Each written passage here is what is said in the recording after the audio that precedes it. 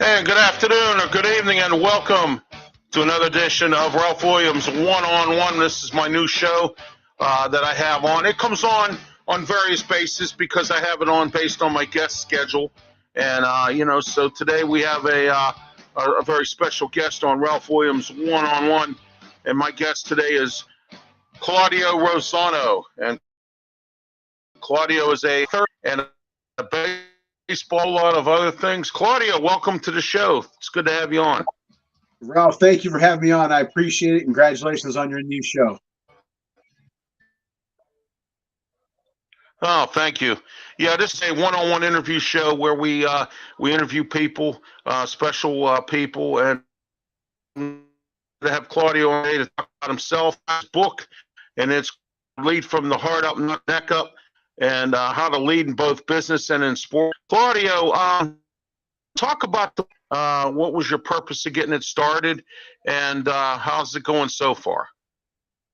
Going very well. It's been very consistent selling. It's not a book that will be outdated because the things I talk about aren't going to be outdated. They can carry through for years. And it's basically, I remember one time Dick Vermeil, the Hall of Fame NFL Hall of Famer, he said that your players, your people, they won't care how much you know till they know how much you care. And that's what the book's theme is. That you can be the leader, but you don't have to be, a tough guy. Only when you have to be. But care for your people, and they'll respond in turn. And what motivated me was I saw how my players react to me, how they are with me, and I felt that I could share those experiences with others, be it on the baseball field, basketball, football, or in the office business, because you're dealing with people. And I've had great feedback, not only from people in sports, coaches, but as I said, CEOs and leaders in business world.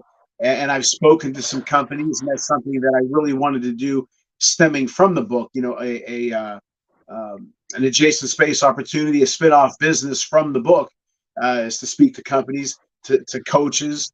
But what inspired me was I saw where there was a gap between the leader and the players or the employees. And I thought that with my stories, my experiences, I could close that gap. Claudio, you're the head baseball coach at Carnegie Mellon University. How's that going so far in there? Well, You want- I just finished my 17th year there. And I got to tell you, we have a lot of things to overcome, deal with, whatever. First of all, obviously I always say it's an Ivy League school based out of Pittsburgh. So the academics are first and foremost, as they should be, and they're very demanding. So it's hard for guys to come to practice. It's hard for guys, for my entire team to make a game, my starting lineup to make a game, right? And then we've had some issues with, we're at a practice because our hitting facility, our practice facility, they're building a new one. So we've had a lot of things to overcome. But this team, I said this on our trip to Florida, we haven't been able to hit. So what? We haven't been able to throw. So what? We haven't been able to field. So what? We haven't been able to practice much. So what? Go out and play. And we did. And we've had a nice fall season. We're still right in the thick of things in the playoffs coming spring. So I'm very proud of this group. And it's not your typical baseball organization team, but we have a special group, and we're gonna make some noise this coming spring. I'm very, very proud of my team for sure. I have a great group of guys, and I always have. Okay, Claudio, on this show, I normally don't do this, but this is by special request. I have a surprise guest by phone. Go ahead, caller. Hi, Ralph. Hey, Claudio. Tartaglia. How you guys doing? Good. Sal, How what's are you, Sal? Good, good. You got a new show on. That's how many now? How many shows you got now? Yeah, Sal, it's called Ralph Williams One-on-One. This is my second show. I did a show last time, a few weeks back, with a gentleman from PCTV, Channel 21, here in Pittsburgh, where we do our TV shows, Claudio and I. And they're having some issues with public access TV funding and different things. So we had Carl on to talk about the dire straits of public access TV. And I have Claudio on today, and it's great to hear from you, Sal. It's check in. Yeah, that's great. How's everything in Philly? Great. We had a wonderful show last night. We had a couple authors and a couple journalists. One's a writer for the column, and the other guy wrote Backyards to Ballparks. What is that? His name's who he is. And the book's wonderful. It's stories of fantastic game.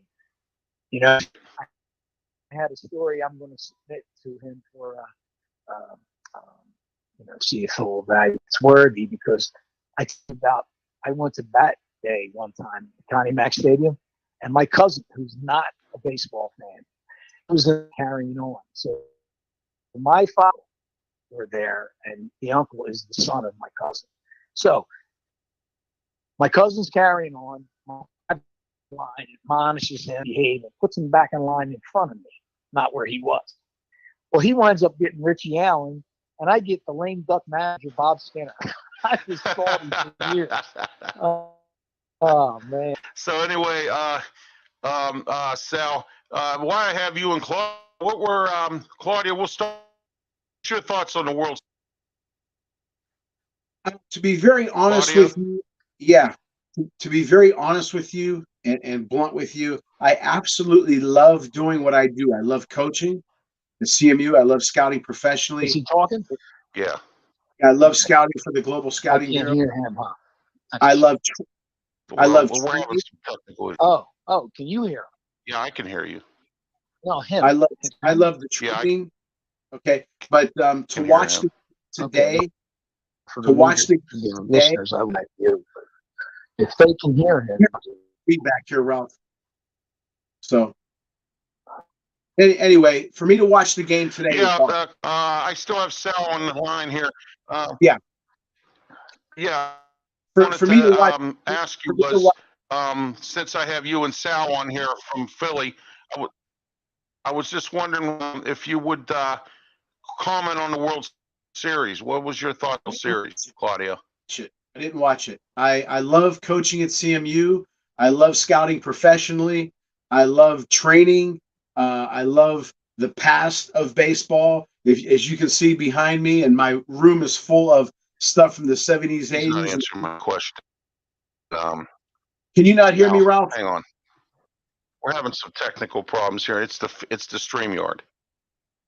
Yeah, I can hear you, Claudio. Can you hear me? The question I asked was, I still have Sal on the line with me. The question I wanted to know was whether or not you, what your thoughts were on the World Series while I had both here. I didn't watch it. I'll cut it short. I didn't watch it. I'm sorry. All right, Sal, what was your thoughts on the? Well, it was strange because the whole postseason started. The formula that the Phillies had, that they would win one, split them on the road, and then once they came home, because of their rabid fans, it energized them, and they just played tremendously, and they never left. They swept at home. They did it in the Wild Series, CS. So it started out that way in this series. St. Louis got a 9th-inning rally, tied it. JT won it, and they did their time. They come home for Game 3. The same thing went off. Set a 5 homers. Right. Then they another record. Oh my! They tied a record. They got no hit, and ever since then, there was nip and tuck. I know it went 6 games, but even it seems like it was even closer. Game after game 4, getting no hit. Game 5, right? If you remember, JT hits a ball that was almost out and around his catch. That may have tied. Hang on, just try to come back on here. We're having some issues with this this feed here. I don't know what's going on here. So he's this happens a lot. I've done other shows and they've had difficulties sometimes. Sometimes it gets corrected on the fly. Yeah, yeah. Well, I'm glad you called in anyway, Sal, because I wanted to ask you. I didn't get to see you guys yesterday. Something happened with your Facebook feed here. I don't know what was going on. Well, I can send Yeah. it to you. I Well, I send it to I already have the what you call it, the archive version. I was watching it a little bit last night. Oh, okay. And eventually I got it eventually, but I Eric just couldn't do it. Eric Gray and Kyle Nash. Yes, Yeah, yes, a great show, wasn't it? I got to really flex yes. my muscles because it was nothing but baseball and football. I loved it. Right, right. Yeah, it was a good show. It was just too bad I couldn't watch it live because, like I said, I was trying to do that, and Yeah. then But anyway, it's great that you called in. I'm waiting for Claudio to come back up. Yeah, this is my new one-on-one show. I can have you come on sometime, Sal. All right. And it's what it is I do one-on-one interviews with folks. I base Right. it on their schedule, is what Sounds I do. great. Yeah, Sounds great. it's a keep me great. in mind. It's a My super daughter's getting duper show. married, and then it's Thanksgiving, so wait till after a few weeks. Oh yeah, yeah. Because Yeah, absolutely. I'm going crazy. We have one more show left, and then we're off for 2 weeks. So I'm looking forward to that. Oh yeah, absolutely, absolutely. So But yeah, I would love to do a show. You, every show that I've heard you do, I enjoy. Well, I do appreciate that. What I said is that's fire because it is. Everybody wants to say that in life.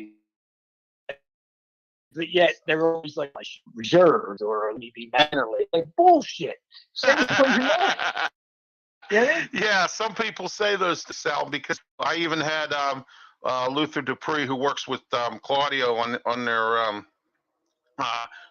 last month, the Steel City Sports World, and what he did was he said the way I see it, and then he said I've been hanging around Ralph too much. So well, I'm sure a lot of people have coined it, made a show out of it, the term, but a lot of people have probably said that in their life because that's a great phrase, and it's usually an opener to whether it be a comment or diatribe, whatever. If you're angry, the way I see. Right. Yeah. Hang on a minute. But that's a great title. I do it in a different way, though, Sal. Yeah. Well, I know, but you bring to light things that people may have ignored or they're aware of it, but they don't want to deal with it. And I like that. You stir the pot, Oh yeah, yeah. I had a woman who just recently, what she did was she emailed me and said that Ralph, she says, I watch your show and I really enjoy it. And then she said to me like this, she went, you are the voice of the people. The way you put yourself out there, she said, you're the voice of the people. And she really appreciated the way I brought up the different topics about laziness and the job market and what's going on. And what I didn't know was that, I had gotten on Rite Aid because we have some Rite Aid stores in town here. They're closing up at 2:00 in the afternoon. They don't have any pharmacy techs. I guess they're either leaving, quitting, or whatever. There's a bunch of stuff going on, and what's happening right now is that they're closing up early and people can't get their medications. And I was like, what's going on with these managers? You guys are lazy and stuff like that. Well, this lady kind of set me straight a little bit. She said, Ralph, she says, it's not all them. She said, it's these customers. She said, these people can't take it anymore. She said she works in the health field, and she said she's tired of people screaming at them. Nowadays, Sal, seems like we live in an entitled world where everybody thinks they're entitled to everything, and that's not the case. Yeah. This movement that we recently gone through, it just turned everything upside down. And I understand sometimes you got to get loud to still change, but what kind of change? You know what I mean? Are you correcting things? Or are you just making it worse? Right. You can't make things right with another wrong, Right. So since that movement, it seems like everybody's entitled, can do whatever the frig they want, and God forbid if you say anything wrong, you're a racist if you say anything. Right, yeah. So I totally disagree with the way it is. The only faith I have is the pendulum always shifts, and it might take a year or two or even more, but it will return because that's it. We go one way for a while, then we go another way for a while. Right. Hopefully this battle attack between the parties never happens again because that's not the way it was set up. This is horseshit. You got Democrats specifically voting against things just because the Republicans want it, even though it might be a good thing for the community, and vice versa. The Republicans are doing the same thing. They're just fighting each other. It's horrible. It's horrible. It is. You're watching Ralph Williams one-on-one. I'm sorry about the mix-up here. We had Claudio Rosano on. We're having some technical issues getting him on here, and he has gone off. And I have Sal Tarataglia with me by phone. He was calling me up to congratulate me on my new show, which is actually the second episode. And I was getting ready to interview Claudio, and we had some issues. So next show, we're going to get Claudio back on here, and I hope it's with some better terms. Well, but we have let your Sal fans by know phone that, here. I'm a seasoned media guy. I do my own show out of Philly, Liberty Bell Smack. Yeah, Sal does his own show and out of Philly. Claudio is he's able, but I can entertain your fan base here for until the show's over. Oh yeah, that's no problem. But anyway, Sal, explain to the audience here, and I know some folks, either didn't watch me when I was on your show, the Liberty Bell Smack. What exactly does Liberty Bell Smack do? I mean, I know you're on with you, and then it's Marianne Costello and Mark Mancini. What goes on? Primarily, we're a sports show. Our inaugural show, we had 1980 World Series championship pitchers Warren Brustar and Randy Lerch on. This is how we kicked it off. And it's because of Mark Mancini Media, Sirius XM Radio. The guy's all over the world. He's got 1 million shows going on all the time. I don't think he sleeps. I really don't. And we partnered and put this together, and he brought Marianne Costello, as you know, is probably the premier administrator. I've never been around anybody so adept at describing, if you could bring her on every job interview, you always get the job, But it's primarily sports. Now, we'll have people on that have nothing to do with sports. We had a crimes rights advocate on one time from New York. And, we touched on things like that. But she's a fan of the New York Giants. So we sort of blended it with sports, too. But mainly, we cover everything. We like to stay grounded and centralized with sports. Like last night's show was tremendous because we had Eric Gray, author of Backyards to Ballparks. It's a book about stories, people that it appeals to everybody, fan or not. It's just baseball stories, might not be related to a game. He was talking about a woman who didn't know who Ernie Banks was and bumped into him in a lounge in Chicago. Mm-hmm.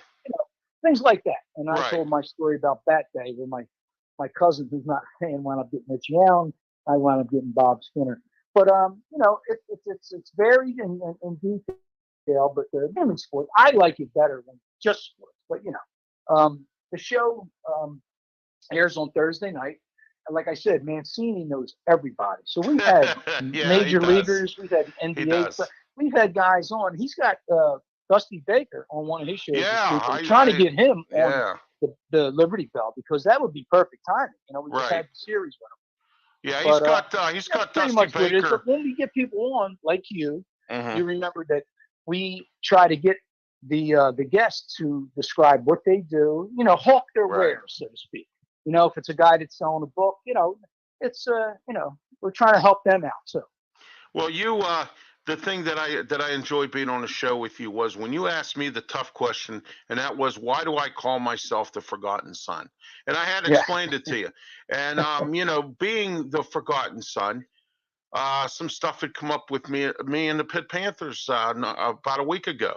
I was supposed to get seats to media credentials because I'm part of the media just like everybody else. I did them a favor by sitting in the stands. They gave me tickets to sit in the stands because they didn't have room for me in the box. Well, then all of a sudden I go to tell the woman by email, like I'm supposed to, that I will be there. And then she said, well, we're having military week, and that was this past Saturday. So we're having military day, and we don't have no room for you in there. So what had happened was I had gotten kind of angry about that because I have yet to sit in the press box. I want to sort of network myself out to some of these other guys and gals and say, hey, look, here's who I am.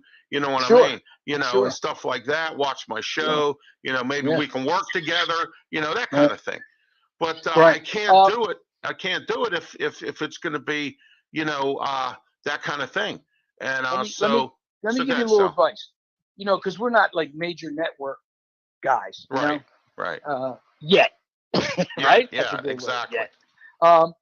Yet. I have my credentials, and I paid to get into the ball game with my son to go see, because he couldn't have got in too. Right. The credential to go see the game where they honored the 1980 championship team, and everybody was there. Schmitty wasn't there, but he was on the video because he was sick. Right. Rose was there in person. Juan Brustar, and I thought Randy Lurch, but he got sick and didn't make it.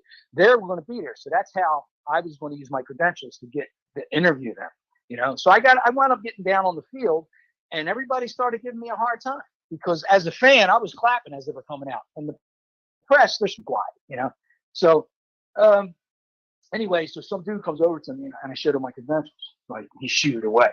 Anyway, later, his boss, a woman, she came up to me, and I spoke to her, and she goes, "Well, see, the thing was, you were clapping and being loud, and it was obvious that you weren't used to this environment."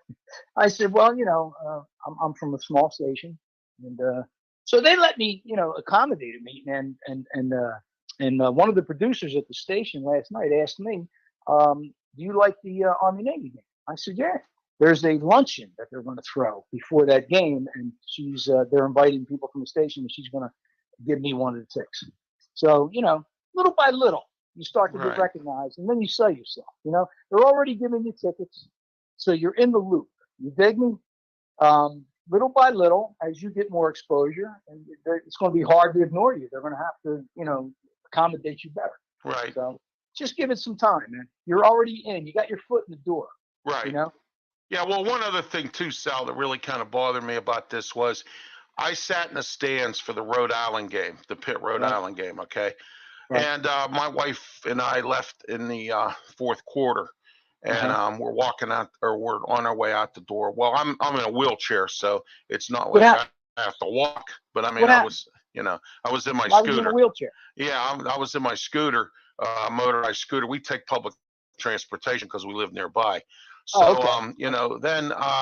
so what had happened was we were walking out of the game in the fourth quarter, and what really bothered me was the announce team for Pitt.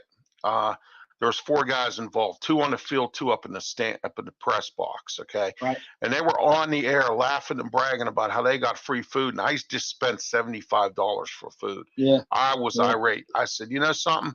I says, you guys got a lot of nerve sitting there, bragging and boasting and laughing and giggling. You thought it was funny and everything else in regards to the fact that you thought that, to laugh about the fact that, you were getting free food.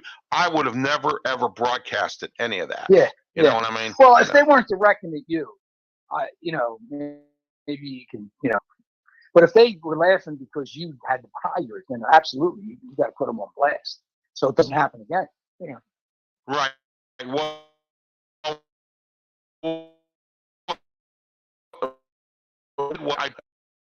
I mean, I want to come here. You know what I mean? I want you to apologize. I says, because it's not fair that you're going to sit there and brag and boast and laugh. And what's funny about this, Sal, is people in this town, they don't see this. And the guy that was doing it, and I'm not going to mention his name right now, but the guy that was doing it, everybody in Pittsburgh loves him. They love him to death. But then he's going to make a comment like that and laugh about it. And I'm saying, look, I just had to spend $75 on food. Okay. So why in the world would you even sit there and consider, backing this guy up and liking this guy when he just stood there and laughed and made fun of somebody like you who's sitting at home watching on TV, can't afford to go to a Pitt game, or somebody who, is sitting in the stands like myself and had to pay $75 for food.